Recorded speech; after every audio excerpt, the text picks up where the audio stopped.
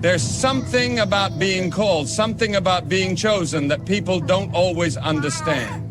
When you are set apart for a purpose greater than yourself, it comes with a weight that most will never have to carry.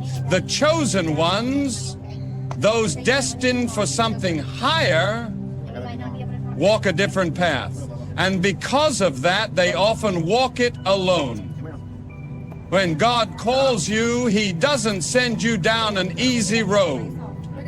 He doesn't place you in the middle of the crowd where you can blend in and feel comfortable. No, He pulls you out. He sets you apart. And that separation can feel like isolation. It can feel like loneliness, like rejection, like you don't belong anywhere. But let me tell you something. You were never meant to belong where you were called to lead. The burden of being chosen is heavy.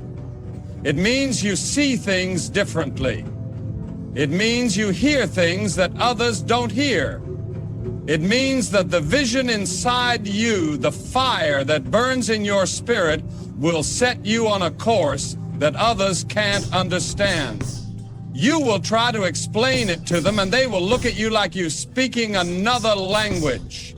You will try to bring them with you, but they won't want to go. And that's where the pain comes in, because being chosen doesn't just separate you from the world, it often separates you from the people you love.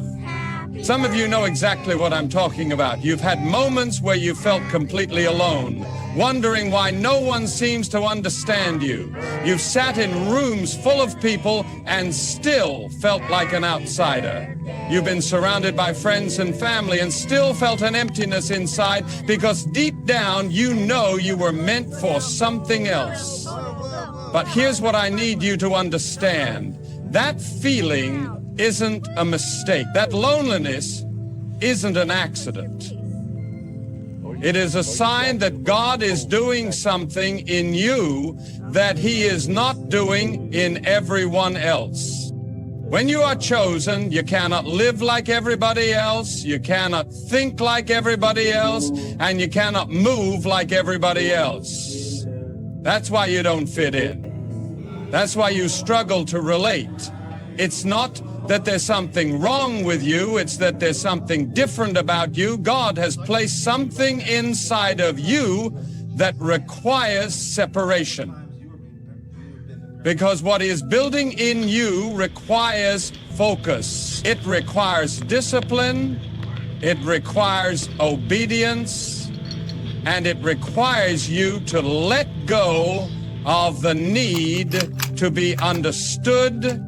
Some of the greatest men and women of God were isolated before they were elevated. Look at Moses, raised in Pharaoh's house, but not truly one of them. Called to lead his people, but rejected by them at first. Look at Joseph, given a dream, but sold by his own brothers. Look at David, anointed as king, but sent back to the field. Over and over again, the pattern is the same. Before the chosen ones can step into their destiny, they must endure the loneliness that comes with being set apart. And that loneliness, it breaks you, it humbles you, it brings you to your knees. But that breaking is necessary. Because when God is preparing you, He has to strip away everything that is not meant to go with you. The relationships that were only meant for a season, the habits that no longer serve your purpose, the distractions that keep you from hearing His voice. And sometimes the only way He can do that is to pull you away from everything and everyone you thought you needed. I know it's hard. I know there are nights when you wonder why God would place such a heavy burden on your shoulders. I know there are moments when you want to give up, when you think maybe I'm not strong enough for this. But I came to tell you today that you are. You were built for this. You were chosen for this. And if God called you to it, He will give you the strength to carry it. Loneliness is not the end of your story. It is the beginning. It is the refining fire that purifies your purpose. It is the space where God speaks the clearest. It is the preparation ground for something far greater than you can imagine. So don't fight it, don't resist it, embrace it. Because when the time comes when God says it's time to step into the fullness of your calling, you will look back and realize that the loneliness wasn't loneliness at all. It was God walking with you, shaping you, preparing you, so that when He finally sends you out, you will be ready. Rejection has a way of cutting deep. It makes you question yourself. Wonder if you're good enough, if you're worthy, if you're truly meant for the calling you feel burning inside you.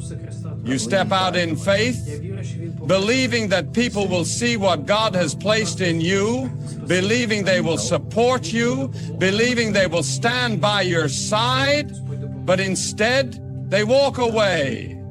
They turn their backs.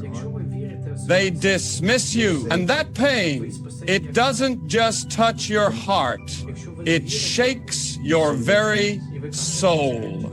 But let me tell you something. Rejection is not a punishment, it is preparation. It is not God saying you are not good enough. It is God saying you are being set apart. Too often we take rejection personally. We see it as a sign that we have failed, that we are not wanted, that we are unworthy.